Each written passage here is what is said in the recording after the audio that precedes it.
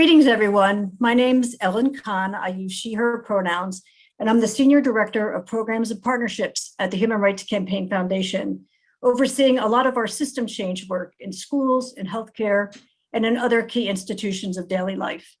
Today, we're coming together to celebrate Lesbian Visibility Day. It's great to be here today with Imani and Ashawnda, two amazing movement leaders. To me, Lesbian Visibility Day is about remembering that we've always been here and we will always be here. It's about telling our stories and using our voices to continue advocating for the full inclusion of everyone in the LGBT community, including trans women. Doing this important work with folks across the spectrum, cis, bi, pan, queer, trans, it's a sign of progress and it strengthens our movement. I came out as a lesbian in my teens, cut my activist muscles during the worst of the HIV/AIDS crisis. And I'm really proud to be carrying on my activism 35 years later. I'm still an out lesbian, I have 2 daughters, and I'm still working to remove barriers to healthcare and to end anti-LGBTQ bias and discrimination. I'm really proud to be carrying on this work with the company of incredible lesbian and queer advocates like our panelists, Alise, Charlotte, Urvashi, and Merryn. And I'm excited for all of us to hear from them this evening. How about you, Ashawnda? Hello, I'm Dr. Ashawnda Fleming, Chief Development Officer at the National LGBTQ Task Force. Through our work, we fight daily for our community. Unfortunately, I don't have the luxury of being African American only on Mondays, a mother only on Tuesdays, and a woman only on Wednesdays. Each of these pieces make up the collective me and afford me the opportunity to be all of me all the time. And that, my friends, is what the true work of the task force is really about. So won't you please join us in this most important work? For more information, visit us at www.thetaskforce.org. The National LGBTQ Task Force is thrilled to partner with NCLR and HRC on this latest event today, amplifying the voices, stories, and issues of queer women on Lesbian Day of Visibility. Thank you to Merryn and all of the panelists, but especially to our past task force executive director and lesbian icon, Urbashi Vade. Thank you. Good evening, and thank you for joining us tonight. My name is Imani Rupert-Gordon. My pronouns are she, her, and hers, and I'm honored to celebrate Lesbian Day of Visibility as the Executive Director for the National Center for Lesbian Rights. I'm thrilled that the capital L in LGBTQ earns a prominent role in our community, but we have to remember that it hasn't always been this way. There was a time when there wasn't large-spread acknowledgement that the discrimination that lesbians were facing wasn't just because of our sexual orientation, but a product of our gender as well. So the unique ways that lesbians face discrimination wasn't always captured by the LGBTQ movement or the women's movement, and that's why NCLR was born. Now, we're finally at a place where legal jurisprudence has caught up, and the law recognizes that discrimination on the basis of sexual orientation is discrimination on the basis of sex. Sexual orientation and gender identity are inextricably linked. When NCLR was started, there was an obvious benefit to lesbians, but our goal was much more lofty than that. The custody cases and early leadership that NCLR showed in family law that supported lesbians would create the precedent that protected families for everyone. Because that's what happens when you serve the most underrepresented within an already underrepresented group. Everyone is lifted up, and we're all better for it. So, this Lesbian Day of Visibility, I want to honor lesbians that came before us. The lesbians that are indigenous and people of color, the lesbians that are immigrants and have lower incomes. I want to honor the lesbians with disabilities. I want to honor the lesbians that sit at the intersections of identity and have carved a way so that justice has a path. I'm excited to celebrate Lesbian Day of Visibility with all of you and to hear from these amazing panelists tonight. The National Center for Lesbian Rights is thrilled to partner with the task force and HRC for this remarkable panel. and happy Lesbian Day of Visibility to all of us.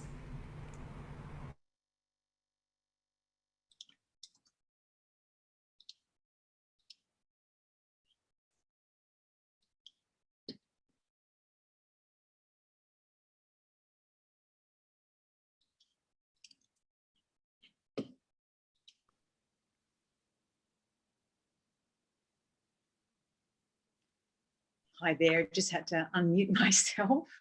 Welcome everybody and thank you for joining us. The panel is called What the L? Lesbians, Feminism and Where We Fit In, the Queer Universe in 2021. I'm really pleased that you've chosen to join us on Lesbian Visibility Day with this diverse panel. Some new voices, some experienced voices, some voices in the middle. We all bring a unique perspective to this discussion. So please place your questions for the panelists on the chat. I hope you do so in the spirit of inclusivity and tolerance, which is what we're here today to represent. So first of all, let me introduce our panelists. This is in alphabetical order. Charlotte Clymer, she, her, hers. I'm using the pronouns so that we all know. Charlotte is a writer, a transgender activist, a communications consultant, and a military veteran. Charlotte currently serves as the Director of Communications and Strategy at Catholics for Choice. Prior to that, she has my absolute admiration for being Press Secretary for Rapid Response at the HRC Human Rights Campaign, which is, as you probably all know, the largest organisation for advancing LGBTQ equality in this country. And I can't believe that part of her day-to-day work involved the messaging response to the White House's policy. This was all under Trump. And I just can't believe what you probably went through. We might hear a little bit about that. Charlotte's commentary and political sensibility has been expressed in the New York Times, Washington Post, The Guardian, many other outlets. And I believe Charlotte came out on Twitter, which means she deserves a bravery award. I'm not sure I've ever had to come out in that way. Next, we have Elise Maxie. Elise is a 20-year-old student, pronouns they, she. Elise identifies as a gender non-binary lesbian, which we'll find out a little bit more about that later. I know there's some people on the chat who might need to know what that is. She's currently a student at HBCU, and she's an HBCU student at Prairie View A&M University, where she's pursuing marketing and legal studies. She also serves as a Human Rights Campaign youth ambassador, where she uses her position to be a voice for LGBTQIA youth and to create a really necessary support system for queer youth in low-income and minority areas. She's also led protests for Black Lives Matter, and she was even featured on Ellen for her activism. We'll find out more about that perhaps. Next, we have Sandra and Nathan. I'm going to call you Sandy. I hope that's okay. Sandy goes by she, her. She has a resume that I said to her earlier today made me feel absolutely lazy. I cannot believe how much work she has done in so many nonprofits. And she's been, I believe, a long-term board member for the task force. Right now, she is interim executive director for the Astraea Lesbian Foundation for Justice in New York City, where she's providing strategic and operational leadership for the foundation through its leadership transition. This is a very secret skill that you have, how to get these organizations into power positions. I think it's incredible through strategic leadership, which enables the organizations to prepare for their next level of growth and reinvention, and of course, serving our community. There's so much here. I'm scrolling through your bio because it's so fabulous. So much work she's done for minorities, African American Initiative, the Alliance Fund, the Latino Giving Circle. There's just so much here I can go through. But it is an emphasis on philanthropy, which is so important to our community at this point in time. And last but not least, we have Urbashi Vade, who is such an important figure in our community, has been one of the earliest voices to talk about some of the topics we're going to talk about today. Urvashi is president of the Vaid Group, a mission-driven consulting and social innovation firm. She's worked as executive director of Kerf Foundation, deputy director of the governance civil society unit at the Ford Foundation. She's director of Engaging Tradition Project at the Center for Gender and Sexuality Law at Columbia Law School, senior fellow at CUNY Graduate Center, so many places. Executive director of National LGBTQ Task Force. I believe that was the first lesbian in a national role, Urvashi, who had this position way back. No. One of the most important things for me that Urvashi has always done is put her beliefs about social justice into action and to try and find tangible results through those beliefs. And to this extent, she's founded many important organizations such as Donors of Color Network, LPAC, to make sure that we have political representation nationally, the National LGBTQ Anti-Poverty Action Network, the LGBT HIV Criminal Justice Working Group, the National Religious Leadership Roundtable, and the Federation of Statewide LGBTQ Organizations, which then became the Equality Federation, and Creating Change Conference, and many, many important research initiatives, books, surveys, and the most recent one is, of course, the forthcoming National LGBTQ plus Women's Community Survey, which aims to be one of the most, I think, the first ever comprehensive data capture project for our demographic. And we'll talk a little bit more about that. Thank you all for joining us.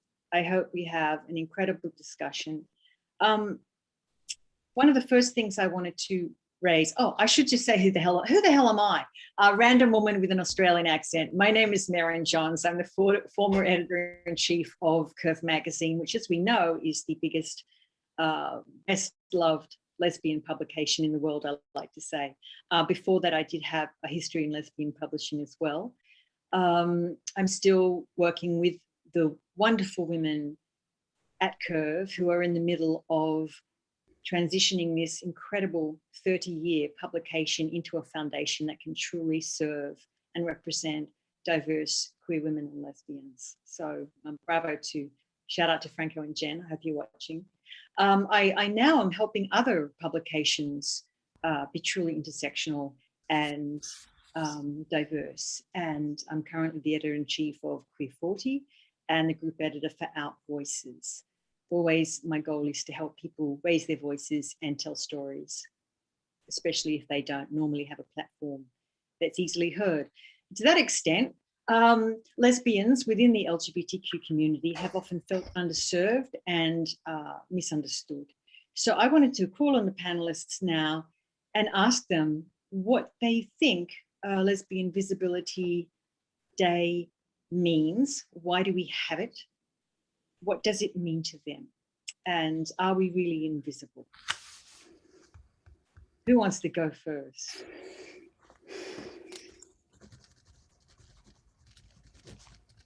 Maybe I'll ask Alise, because this is a very interesting question to start you off with. You're the youngest here. You're 20 years of age. I hope I didn't out you about your fabulous junior status, might I say. Because you did say to me that you identify as a gender non-binary. Yes, a gender non-binary woman. There are some people, I believe, who are watching right now who might not understand what that is. Can you honestly tell us what that means to you? Yes. So for me, I'm non-binary, which means I don't necessarily identify with a man or a woman. I'm just myself. And for a long time, I struggled with that because even though I see myself as non-binary and just being Alise, there's still a part of me that's a woman. I still, get a monthly every single day. I still have to go, since I am women passing. Like, if you look at me on the street, people are going to assume I'm a woman. So I still have that part of my identity that I can't just throw away, because I am a very feminine person still. So that I feel like that's why I put woman at the end of it, because it's something that I can't run away from. So do you think when we use the word they, what it really is the rejection of societal Yes, it's the societal rejection of pronouns. Charlotte, you're a relative newcomer to the lesbian community. What year did you come out? I'm just trying to remember. It was 2017, November 29th, 2017. That's right, very bravely on Twitter. I just was like, I can't even. What does Lesbian Visibility Day mean to you? And when did you, can I also ask you rather personally, when did you realize you were a lesbian? Oh my goodness, that is such a big question. Well, first of all, it is such an honor to be here in this panel. I can't believe I'm sitting among these just amazing leaders and activists and these lesbians, and it just feels like such an honor to be here. I came out in 2017, and the journey for figuring things out was rather odd for me. I'm a woman, and I'm attracted to women, and I am only attracted to women, and women, people who identify as women. And so, for me, I wanted to be very respectful of, queer spaces and lesbian spaces. And so, at first I didn't feel comfortable identifying or calling myself a lesbian, because to some extent, I didn't feel like I maybe had earned it to some extent. And I wanted to respect that history. And so, it's convoluted for a lot of trans women because there is a great deal of, I would say, difficulty and tension, in the larger queer community and LGBTQ rights movement. And so I just wanted to make sure I was respectful to all the lesbians who came before me, who made it possible for those of us who are lesbians to be who we are and be proud of that. And everyone else who has fought for our rights. To me, today means being proud of owning that identity of being a lesbian. Being grateful for our elders who made it possible to be here, and being grateful for this younger generation who, folks who are 10, 15 years younger than me, who are really just kind of reshaping how we all think about this and making it possible to hold space for everybody, regardless of who they are. That's what today means for me. Absolutely. Survey. That you wanted to do the most comprehensive survey for LGBTQ plus women, because none of this data exists. Our community is so undocumented, so little understood, so little represented. The word lesbian as we use it has only really been in coinage since about 1925. So we're talking about less than 100 years. One of the things I noticed with the survey and talking to you about it was the language that you used to make sure that all women were included and invited into the survey. It's really important. Can you tell us a little bit about your views on that? Sure. Happy Lesbian Dyke Visibility Day, everybody. I think that one of the things that I've learned from being a lesbian is how many different kinds of lesbians there are. And how wide and huge and interesting our communities are. It's plural, it's not one community. I mean, I came out in like in the early 80s, out. And it was such a different community than we have right now. It was much smaller. It was really fighting for visibility and basic space, fighting to create institutions, quickly moving into the AIDS epidemic. And I think that plurality of lesbian, gay women, dyke, queer women, non-binary women, trans lesbian experience is something that's really important to me. And I think it's an important part of our communities. And I think we have argued with each other, we have fought with each other, we have a lot of tension in our community around this. But to me, in my way of thinking, creating a platform like a survey requires one to open it up to anybody who self-identifies. Our movement is about self-determination. It's a feminist movement. It's about rejecting gender binaries. That's how I read it when I first started reading those early books. and started to be in consciousness raising groups and started to think about gender and sexuality and myself in the world and what was going on with the status of women and what was going on with men, and really came to realize it's an oppressive system, and the binary system is an oppressive system. It locks men and women into this state of rigidity that is known as heterosexuality, to be honest. And, and not that, that they can free themselves from it, but it requires feminism to free yourself. And feminism was always the breaking through of barriers around gender and opening up spaces and opening up families and opening up institutions so that they were more equitable and more democratic. That's what I believe in, and that's the feminism I came up in. It was the Combahee River Collective, Black lesbian feminist, manifestos. It was that mantra. It was Audre Lorde. It was Adrienne Rich. It was those people. And there were contradictions. There were arguments. There were fights. But as my beloved friend Sarah Schulman has written, conflict should not be abuse. And conflict is not abuse. We disagree with each other, but we have to do it and recognize that we disagree with each other. We're creating a platform in the National LGBTQ Women's Survey, which is about your self-determination. If you were a lesbian until graduation, tell us about it. Join, you can be part of the survey. I have friends who were lesbians until graduation and now they're happily married to men, have kids. They're still my friends, but they had that experience. They were experienced.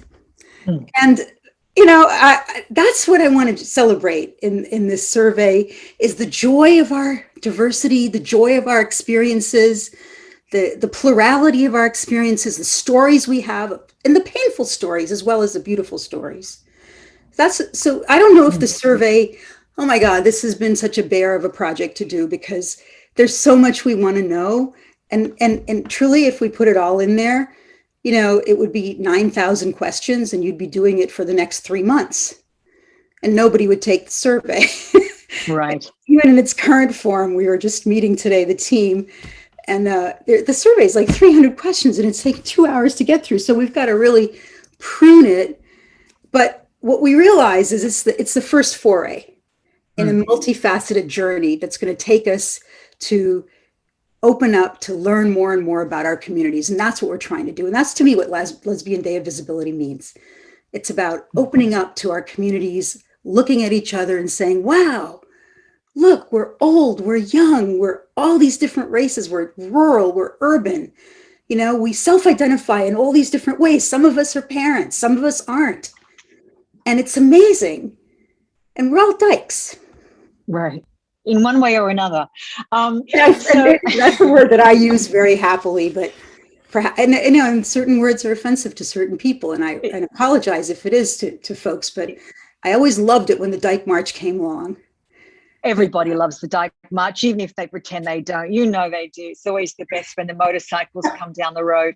I'm going to jump over to Sandy now because Sandy represents Astraea Foundation, which I believe is one of only 2 national organizations dedicated to what the hell lesbians want, need, and doing.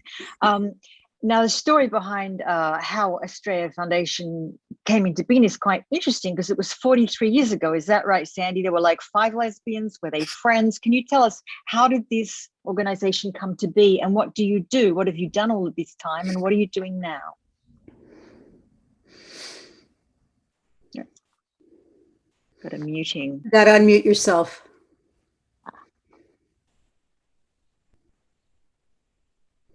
Is there a thing on your thing that says unmute yourself? Yeah, you're on. There we go. Okay, awesome.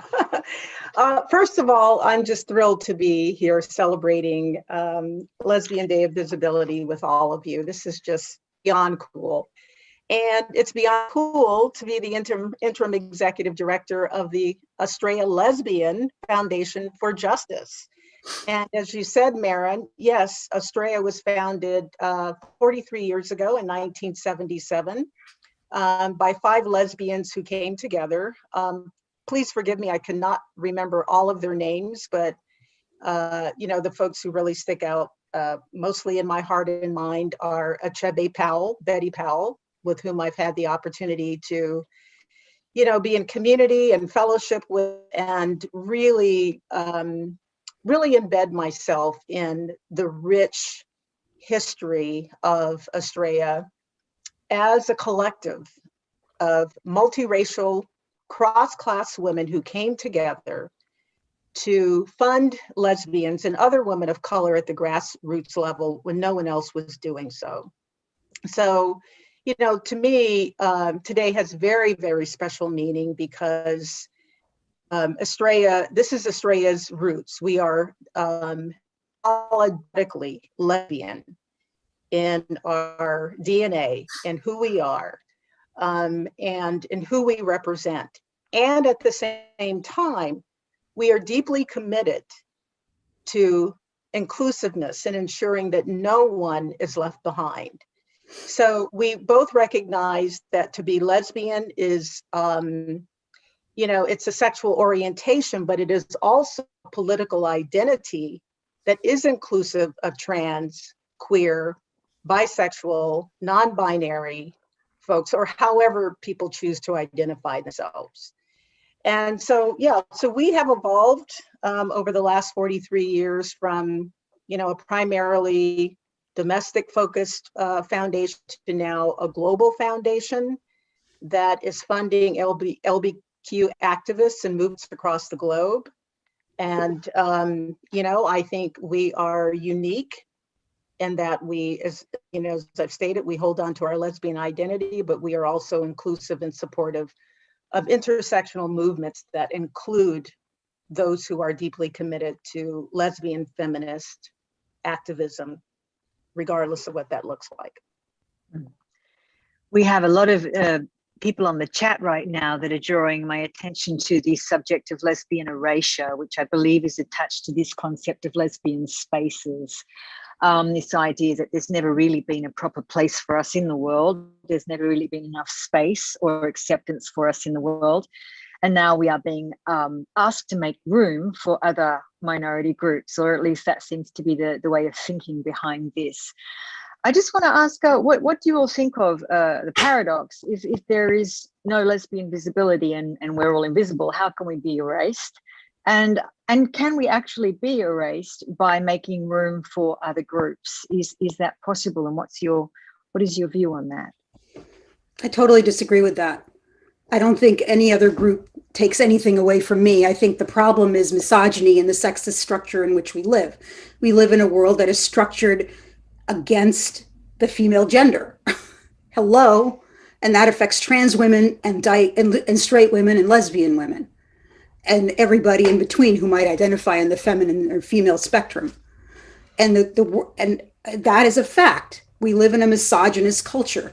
All you have to do is look at the composition of boards of directors, of Congress, of any institutional structure. We're living in a male-dominated, we're living in patriarchy. So, I mean, the real enemy is patriarchy, not creating a more inclusive movement.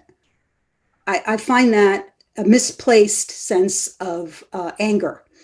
And my anger goes to the patriarchy and trying to change those structures, to open doors, to trying to find, what are we going to do to dismantle the patriarchy? We've talked about it my whole life. We've chipped away at it. We've done legal things to equalize the status of women to some extent. We still don't have the ERA. We have done a number of strategies, but the fundamental, moment that we're living in is actually an expression of the resurgence and the resistance of patriarchy. They don't, there's a real freak out at the independence of women, right? At our sexual freedom, at our reproductive freedom, at our families, at our space in the world that we take up. So I think it's a real question. I don't have an answer. I keep plugging away at it with different strategies to battle sexism. And, my current thinking is that I actually think that the next wave of movements that are going to have to take down the patriarchy have to involve men too.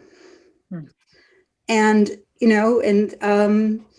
that hasn't happened. They haven't had their aha moment yet that I can see. Our brothers in the gay movement, when I came up in the 70s, it was a mixed bag. There was sexist behavior, absolutely. But there was, in the 70s and 80s, but there was also a growing recognition of equality and the kind of fundamental equality of people, regardless of gender. And I do think that that has grown.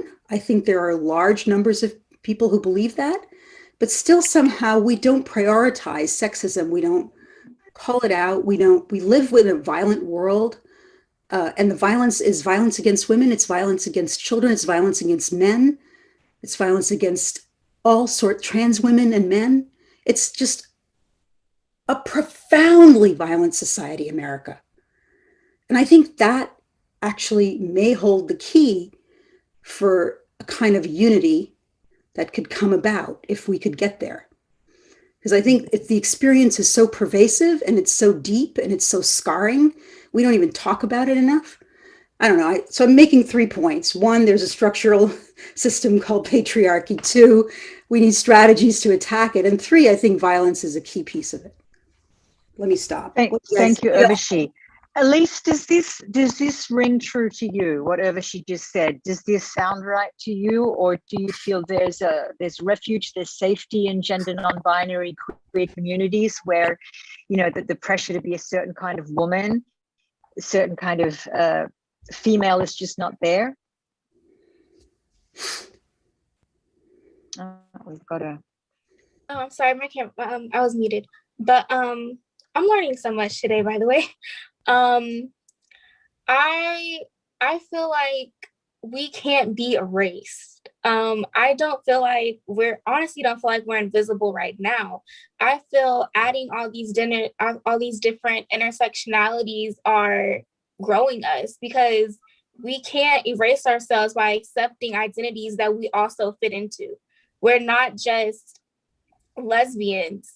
We are lesbians and we fit into all these different categories as well. So out of anything, I feel like accepting them is helping us.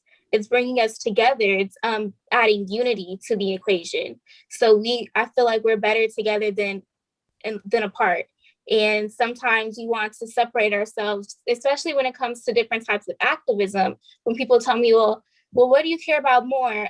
Black Lives Matter or LGBTQ activism? I don't see a difference. It's the same thing, because I fit into both categories. If you're fighting for one, you're fighting for the other. Charlotte, what do you think about this? And being a newcomer to the community, when you think about lesbian spaces and how welcome you might be in a so-called women's space or a lesbian space, what are your thoughts there generally? No, we need to unmute. Oh, there we go. Okay. Yeah, it wouldn't let me unmute. Oh, darn it. I'm sorry. My camera is really staticky right now. I apologize. I think my internet connection isn't very stable. But yeah, Urvashi's comments were great and Elise's comments are great. And I would just say, I think a lot of this tension that's defined comes from a very small fraction of the community.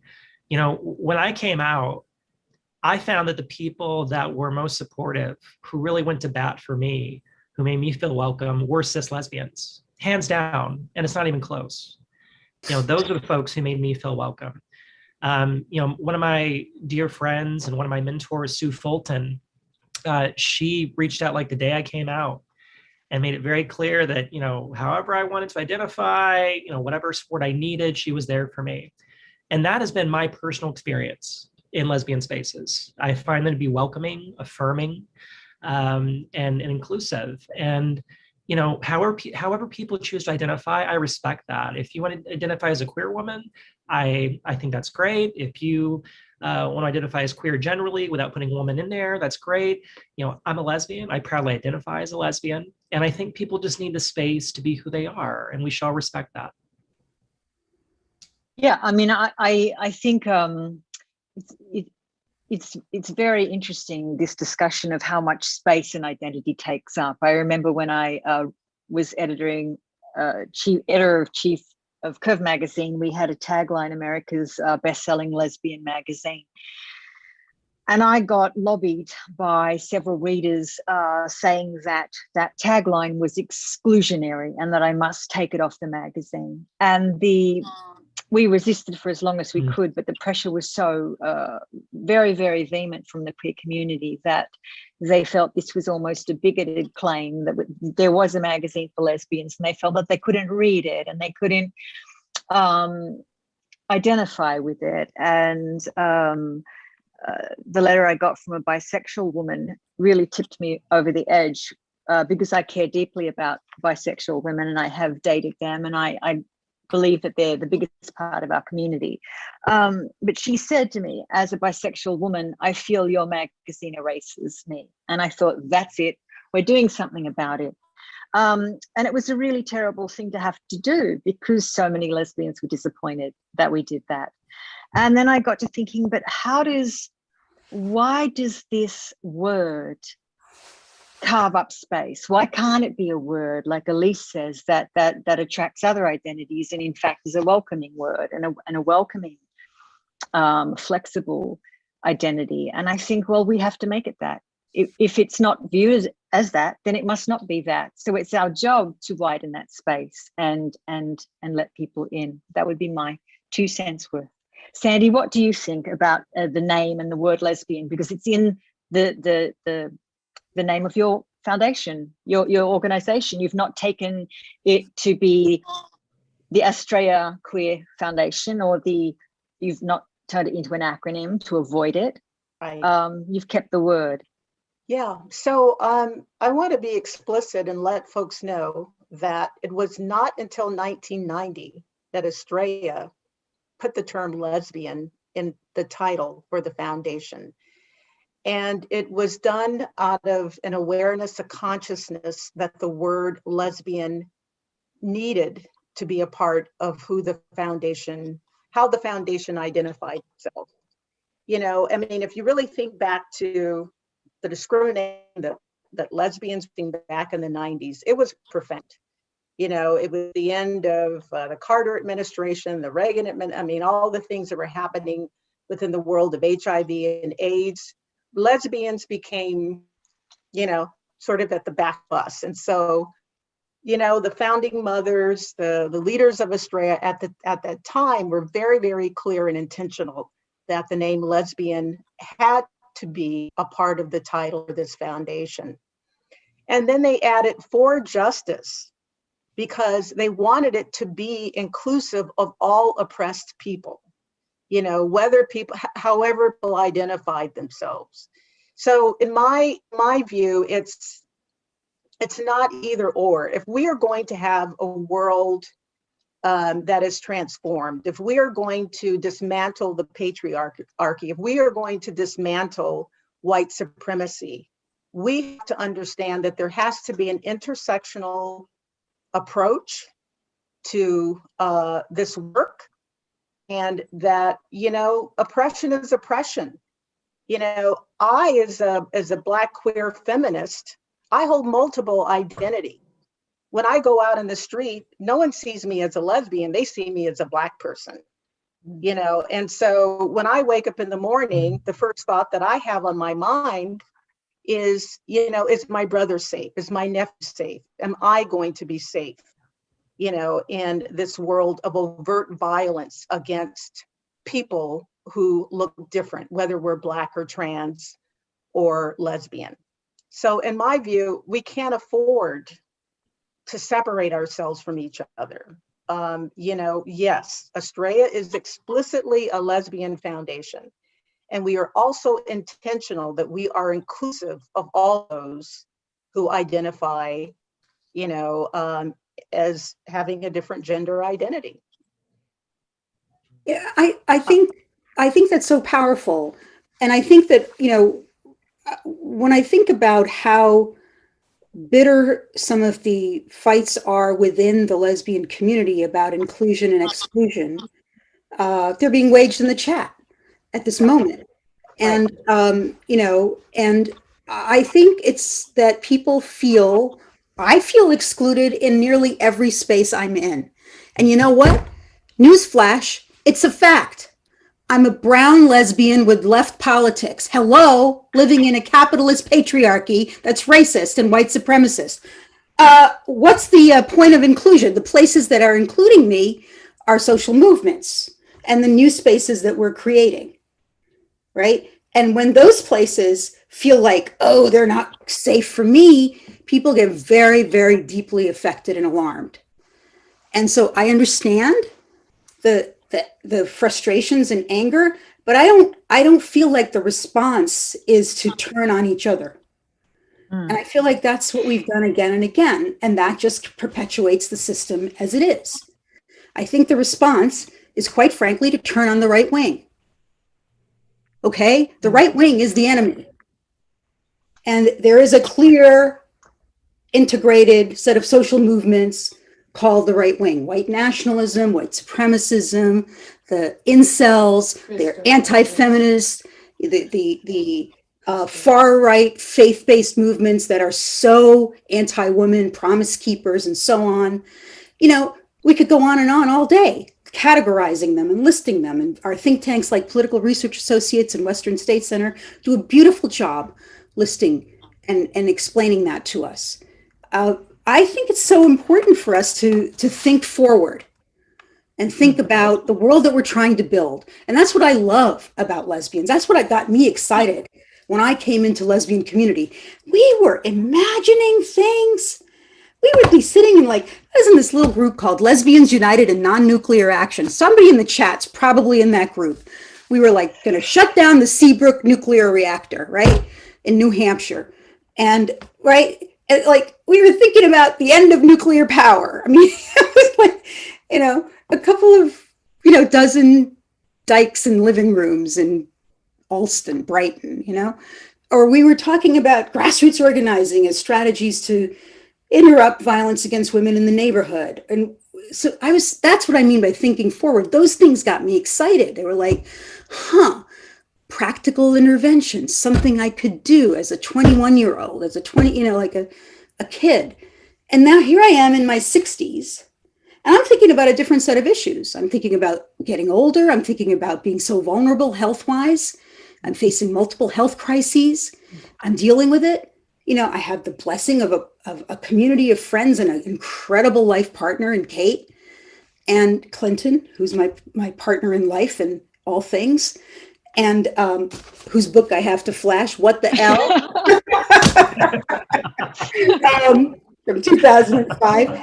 But, like, I'm thinking about aging. I'm thinking about those kinds of issues and the need for space for old lesbians and what happens to us and how do we maintain our safety and community and integrity when we're, if like me, I'm childless.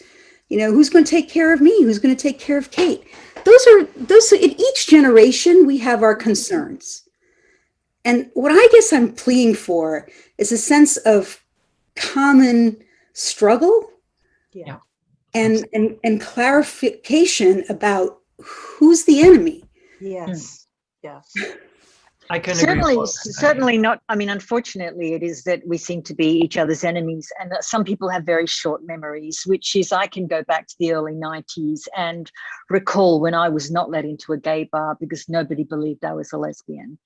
And then when they realized I was, they would be like, yes, but you're a femme, so therefore you're colluding with the patriarchy.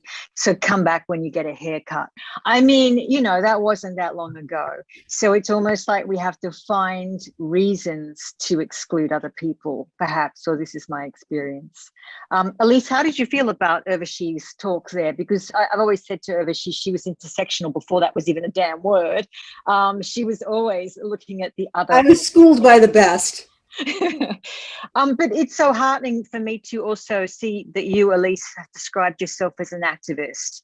And obviously part of your logic is that the only activism that you are doing is not just based around gender and sexuality, it's based around a whole host of other issues. Thinking ahead to the future, where do you see yourself in 5-10 years' time? What causes are you advocating for?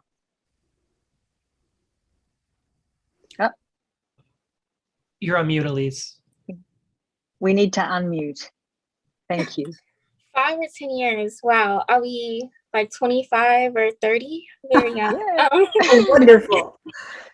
Well, I see myself doing a lot of different things right now. I'm pursuing a law degree. I'm about to finish my undergrad, so I'll be going to law school soon, and I really want to focus on immigration.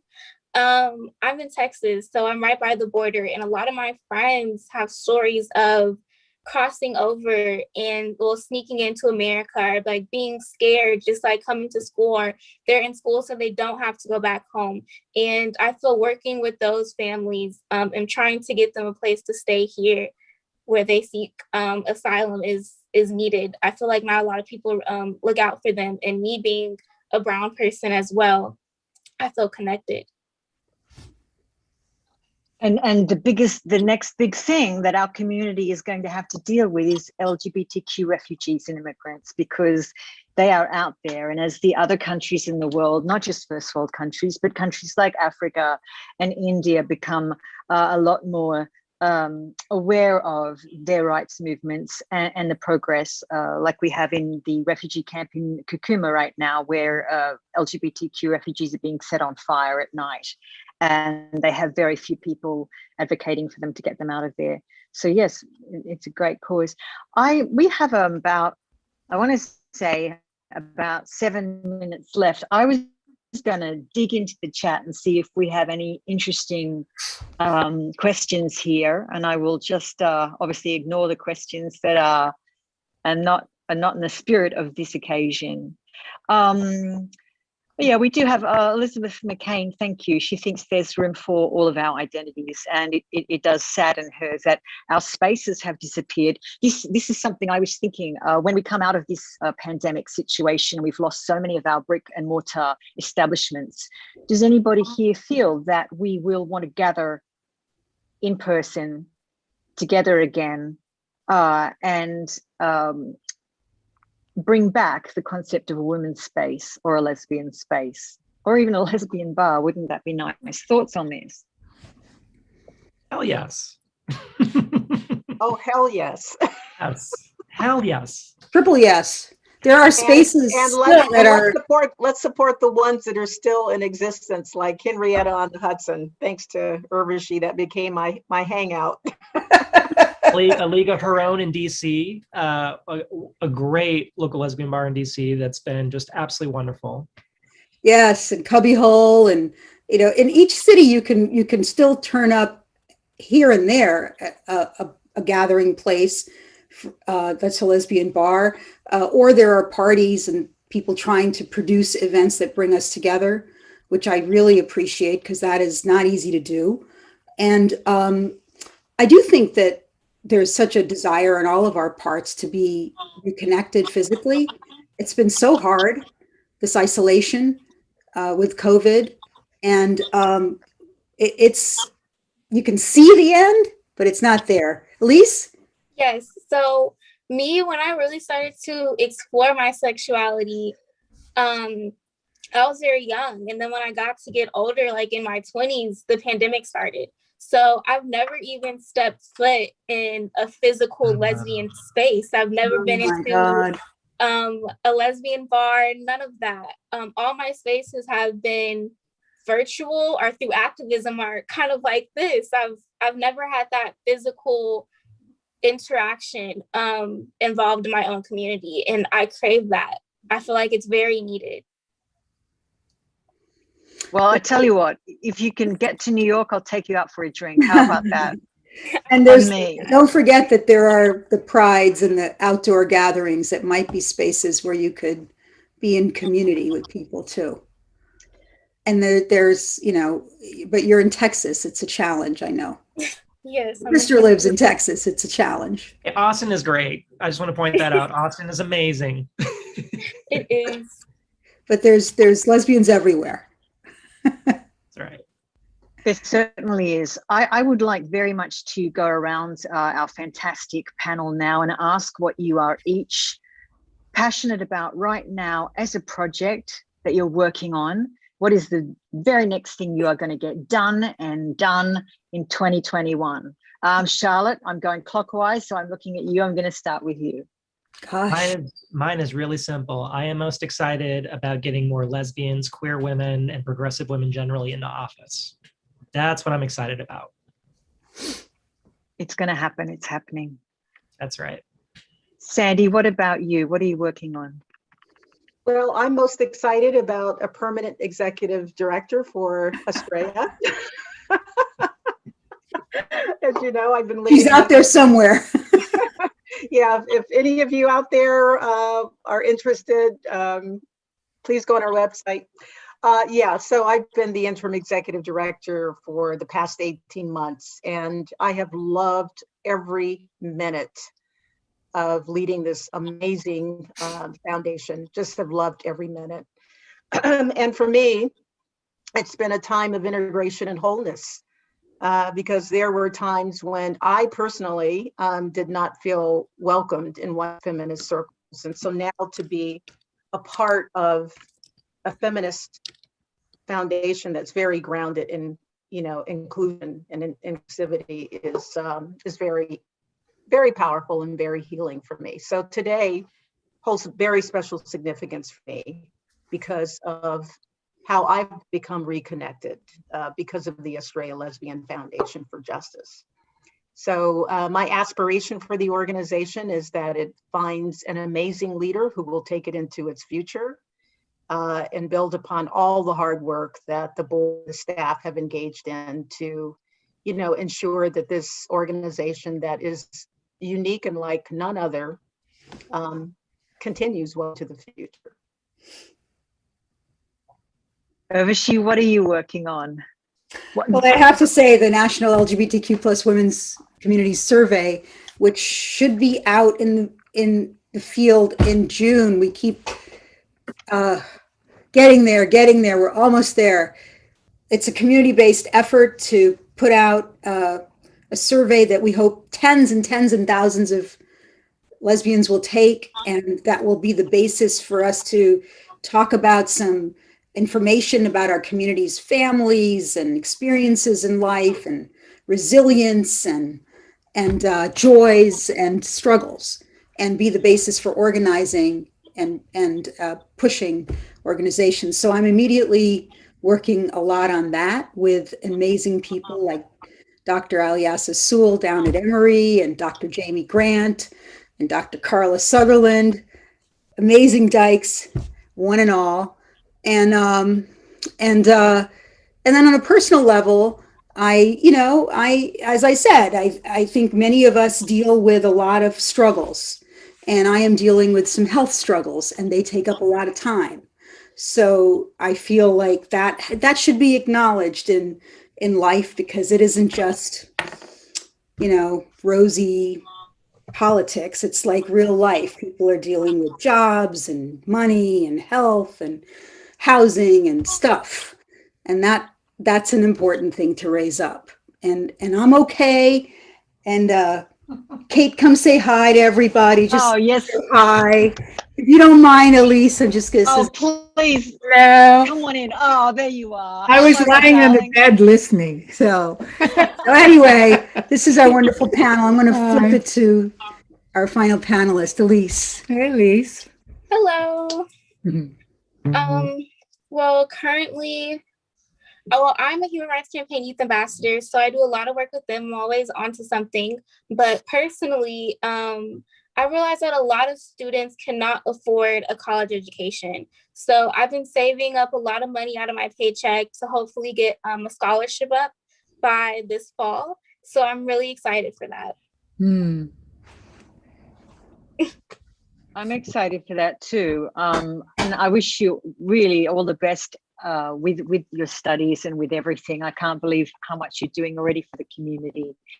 It's really terrific.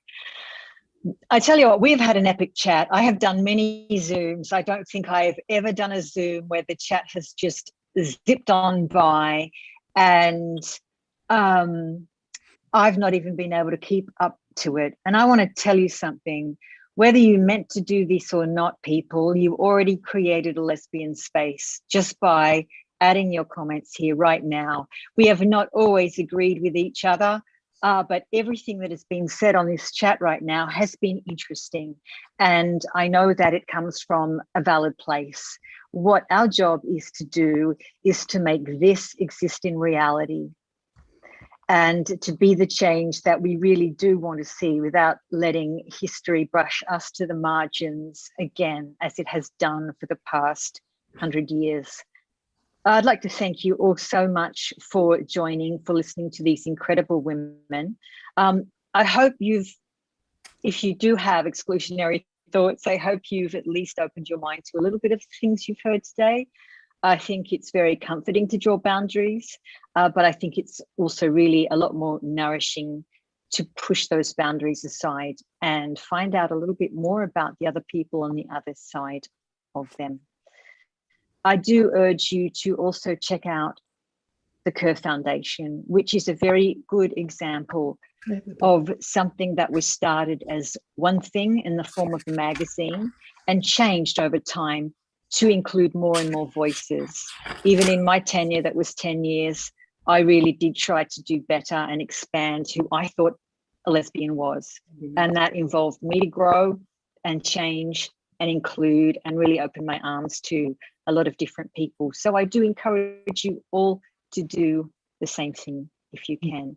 I'd like to thank the task force for coming up with this fantastic idea, the NCLR for having us, and Kathy Renner, as usual, for being watching my back and always inviting me to fantastic gigs. Thanks so much. Be safe, and we will see you out there in the next lesbian space.